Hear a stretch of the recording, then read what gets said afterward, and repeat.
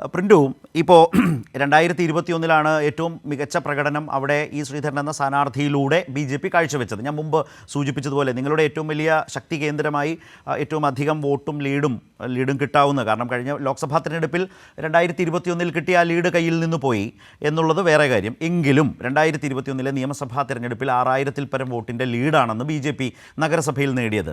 ഇപ്പോൾ നിതിൻ പറഞ്ഞതുപോലെ ഈ 6000-ൻ്റെ ലീഡ് കൊണ്ടും നിങ്ങൾക്ക് അത്ര ലീഡ്, ഈ ശ്രീധരൻ പിടിച്ച ലീഡ് കിട്ടിയാൽ തന്നെ നിങ്ങൾക്കൊരു ജയത്തിലേക്ക് പോകാനേ കഴിയില്ല. കാരണം നിങ്ങൾക്ക് പ്രതിബന്ധമായി മറ്റു പഞ്ചായത്തുകൾ നിൽക്കുന്നു. മാത്രവുമല്ല അവിടെയൊക്കെ നിങ്ങളുടെ വോട്ടുകൾ ബൂത്തിലേക്ക് വരുന്നതിൽ നിന്ന് വിട്ടുനിൽക്കുന്ന ഒരു പ്രവണത കൂടി ഉണ്ടായിട്ടുണ്ട് എന്നൊരു സാഹചര്യമുണ്ട്. അതെന്തുമായിട്ട് നമുക്കത് അടുത്ത റൗണ്ടിൽ നോക്കാം. പക്ഷേ നഗരമേഖലയിൽ ഈ പറഞ്ഞതുപോലെ ഈ ശ്രീധരൻ പിടിച്ച വോട്ട് പിടിക്കാൻ കഴിയില്ല എന്നത് തന്നെയല്ലേ നിങ്ങളുടെ വിജയത്തിൻ്റെ പ്രതീക്ഷകളെ ഏറ്റവും അധികം തടസ്സപ്പെടുത്തുന്ന ഒരു യാഥാർത്ഥ്യം? ഇതിനകത്ത് കൃത്യമായിട്ടുള്ള ഒരു യാഥാർത്ഥ്യം അവസാന വാക്കിനകത്ത് കൃത്യമായിട്ട് നിതിൻ പറഞ്ഞു എങ്ങനെയാണ് BJP വിജയിക്കാൻ പോകുന്നതെന്നും അങ്ങനെ വിജയിക്കുകയാണെങ്കിൽ ഏത് രീതിയിലുള്ള ക്യാപ്സൂളാണ് പറയേണ്ടതെന്നുള്ള കാര്യം വരെ കൃത്യമായിട്ട് CPM-ന്റെ പ്രതിനിധി പറഞ്ഞു. ഞങ്ങൾക്ക് കൃത്യമായിട്ടുള്ള ആത്മവിശ്വാസമുണ്ട് സാർ. നമ്മളിപ്പോ നാളെ കൃത്യമായിട്ട് നമുക്കറിയാം ഏകദേശം ഒരു 12 മണിയോട് കൂടിയിട്ട് കൃത്യമായിട്ടുള്ള പിക്ചർ നമ്മുടെ മുമ്പിൽ വരും. ഞങ്ങളെ സംബന്ധിച്ചോളം ഞങ്ങൾ കൃത്യമായി പ്ലാൻ ചെയ്ത അതേ പ്ലാനിംഗ് ആണ് പാലക്കാട് ഉണ്ടായിട്ടുള്ളത്. കൃത്യമായിട്ട് അറിയാലോ, ഞങ്ങളെ സംബന്ധിച്ചിടത്തോളം ഞങ്ങൾക്ക് കൂടുതൽ വോട്ട് വരേണ്ട മേഖല എന്ന് പാലക്കാട് നഗരസഭയാണ്. ആ പാലക്കാട് നഗരസഭയിൽ ഞങ്ങളുടെ പ്ലാൻ കൃത്യമായിട്ട് വിജയിച്ചിട്ടുണ്ട്. ഞങ്ങൾ എന്താണോ ഉദ്ദേശിച്ച വോട്ടുകൾ മുഴുവൻ BJPക്ക് അനുകൂലമായി പെട്ടിയിലാക്കാൻ BJPക്ക് സാധിച്ചിട്ടുണ്ട്. ഞങ്ങൾക്കറിയാം കഴിഞ്ഞ ഈ ശ്രീധരന്റെ സമയത്ത് സ്വാഭാവികമായിട്ട് നിങ്ങൾ പറഞ്ഞ 34,143 വോട്ട് എന്നുള്ളത് 37,000 to 39,000 ഇത്ര വോട്ടിലേക്ക് എത്തിക്കുക എന്നുള്ളതാണ് ഞങ്ങളുടെ ആദ്യത്തെ ടാർഗറ്റ്. ആ ടാർഗറ്റ് വളരെ സക്സസ് ആയിട്ട് ഞങ്ങൾക്ക് അവിടെ നിർവഹിക്കാൻ സാധിച്ചു എന്ന് തന്നെയാണ് ഞങ്ങൾ വിജയിക്കുമെന്ന് പറയാനുള്ള പ്രധാനപ്പെട്ട ഒരു കാരണം. ഞങ്ങൾ ഉദ്ദേശിച്ച കാരണം നോക്കൂ, ആകെ 108ഓളം നമ്മുടെ നഗരസഭയ്ക്ക് 104ഓളം ബൂത്തുകളിൽ അകത്ത് BJP 80% കൂടുതലും 1000-ലധികം വോട്ടിംഗ് നടന്നിട്ടുള്ളത് BJPയുടെ ശക്തി കേന്ദ്രങ്ങളാണ്. അല്ല, തിരിച്ചുകൊണ്ട് ഇപ്പോൾ മൂത്തോന്തറയിലൊക്കെ ഈ പറഞ്ഞതുപോലെ പോളിംഗ് നടന്നിട്ടുണ്ട്. അതേസമയം കഴിഞ്ഞ തവണ നിങ്ങൾക്ക് ലീഡ് കിട്ടിയ 10-ലധികം ബൂത്തുകളിൽ പോളിംഗ് അതുപോലെ കുറഞ്ഞിട്ടുണ്ട് എന്നതുകൂടി നിങ്ങൾ കാണേണ്ടതുണ്ട്. ഞാൻ പറഞ്ഞത് അപ്പോഴും ഈ ശ്രീധരൻ്റെ സ്ഥാനാർത്ഥിത്വത്തിലൂടെ കിട്ടിയ ഒരു 6000 എന്നതുപോലും നിങ്ങൾക്ക് ഒരു വിജയത്തിലേക്ക് പോകാൻ കഴിയുന്ന ഒരു സേഫായിട്ടുള്ള ലീഡല്ല നഗരസഭയെ സംബന്ധിച്ച് പാലക്കാടിൻ്റെ കാര്യത്തിൽ.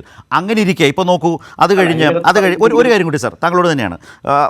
അതേസമയം തന്നെ ഇതേ കൃഷ്ണകുമാർ മോദി ഫാക്ടർ കൂടി ചേർന്ന എന്ന് പറഞ്ഞാൽ ഈ തെരഞ്ഞെടുപ്പിൽ കൃഷ്ണകുമാറിന് കൂട്ടായി മോദി ഫാക്ടർ എന്ന് പറയുന്ന, ഞാൻ രാഷ്ട്രീയ ചർച്ചയിലേക്ക് നമ്മൾ പോവല്ല എങ്കിലും പറയുകയാണ്, ഇപ്പോൾ ലോക്സഭാ തെരഞ്ഞെടുപ്പിൽ കേന്ദ്രഭരണത്തിലേക്ക് മോദി 3-ാം വട്ടവും വരുന്നു എന്ന് പറയുന്ന BJPയുടെ ആ ഒരു ക്യാമ്പയിൻ്റെ സപ്പോർട്ടോടുകൂടി ഇതേ സ്ഥാനാർത്ഥി മത്സരിക്കുമ്പോൾ തന്നെ മുമ്പ് ശ്രീധരൻ പിടിച്ച 50,220 നിന്ന് 43,072 ചുരുങ്ങി.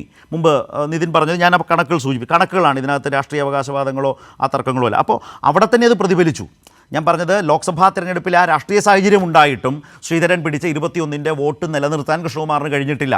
അപ്പോഴാണോ 24 ഉപതെരഞ്ഞെടുപ്പിൽ എന്ന ചോദ്യം വീണ്ടും ഞാൻ ചോദിക്കും. അല്ല, പാർലമെന്റിലെ പാറ്റേണും നിയമസഭയുടെ പാറ്റേണും ഒരു സ്ഥലത്ത് അല്ല, അതെ, ആ പാറ്റേണിന്റെ തടസ്സവും തിരിച്ചടിയും പാറ്റേണിന്റെ പ്രശ്നവും നിങ്ങൾക്ക് മുമ്പിലില്ലേ? ഞാൻ പറഞ്ഞത് തന്നെയാണ്. കേരളത്തിന്റെ ഒരു നിയമസഭാ മണ്ഡലത്തിന്റെയോ അല്ല പാർലമെന്റ് തെരഞ്ഞെടുപ്പിന്റെയോ ഒക്കെ ചരിത്രം പരിശോധിക്കുന്ന സമയത്ത് നമുക്ക് താരതമ്യം ചെയ്യാം. ഈ ഒരു പാറ്റേൺ ഒരു സ്ഥലത്തും കൃത്യമായിട്ടും നടന്നിട്ടില്ല.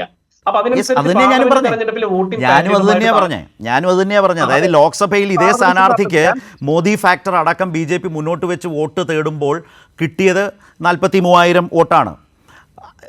നിയമസഭാ ഉപതെരഞ്ഞെടുപ്പിലേക്ക് വരുമ്പോൾ സ്ഥാനാർത്ഥിയുമായി ബന്ധപ്പെട്ട അതൃപ്തി പാർട്ടിക്കകത്തുണ്ട് എന്ന പ്രശ്നം വാർത്തകളിലും മറ്റും പ്രതിഫലിച്ചത് നിൽക്കുന്നു. നഗരസഭയുമായി ബന്ധപ്പെട്ട പ്രശ്നങ്ങൾ നിൽക്കുന്നു. ഇതെല്ലാം നിൽക്കുന്ന ഒരു ഘട്ടത്തിൽ ഇതിൽ നിന്നും താഴോട്ട് പോകാനല്ലേ സാധ്യത? ഒരിക്കലുമില്ല സാർ. ഇപ്പൊ ഇതിനകത്ത് കൃത്യമായിട്ട് പാർലമെന്റ് തെരഞ്ഞെടുപ്പിൽ പോലും മാത്തൂർ ആയിക്കോട്ടെ, പിരായിരി ആയിക്കോട്ടെ, കണ്ണാടി ആയിക്കോട്ടെ, BJPയുടെ വലിയ രീതിയിലുള്ള വോട്ട് പാറ്റേണിനകത്ത് പാർലമെന്റ് തെരഞ്ഞെടുപ്പിലും മാറ്റം ഉണ്ടായിട്ടില്ല. പിന്നെ പാർലമെന്റിന്റെയും നിയമസഭയുടെയും വോട്ടിംഗ് പാറ്റേൺ രണ്ടാണെന്നുള്ള കാര്യം നമുക്ക് എല്ലാവർക്കും അറിയാം. സ്വാഭാവികമായിട്ട് ഞങ്ങളെ സംബന്ധിച്ചിടത്തോളം പിരായിലും മാത്തൂരിലും കണ്ണാടിയിലും BJP എത്രയാണോ കഴിഞ്ഞ ഈ ശ്രീധരൻ സാറുടെ സമയത്ത് പിടിച്ച വോട്ടുകൾ ആ വോട്ടുകൾ നിലനിർത്തുകയും അതോടൊപ്പം തന്നെ സ്വാഭാവികമായിട്ട് നമ്മുടെ നഗരസഭയ്ക്കകത്ത് പോളിംഗ് ശതമാനത്തിൽ വന്നിട്ടുള്ള 5% BJPക്ക് അനുകൂലമായി വന്ന വോട്ടുകളാണ്. സ്വാഭാവികമായിട്ട് അത് തന്നെയാണ് ഞങ്ങൾ ഈ ബാധിക്കില്ലേ? ആ കുറവ് 6000 നിലനിർത്തുകയും വേണം, അവിടുന്ന് കൂടുതൽ സമാഹരിക്കുകയും വേണം, എന്നാൽ പോളിംഗ് ഒട്ട് കുറയുകയും ചെയ്തിട്ടുണ്ട്. ഞാൻ അതിൽ തന്നെ പറഞ്ഞു 10-ലധികം നിങ്ങൾക്ക് കഴിഞ്ഞ തവണ ലീഡ് കിട്ടിയ ബൂത്തുകളിൽ പോളിംഗ് കുറഞ്ഞിട്ടുമുണ്ട്. അതെങ്ങനെ ഒത്തുപോകും?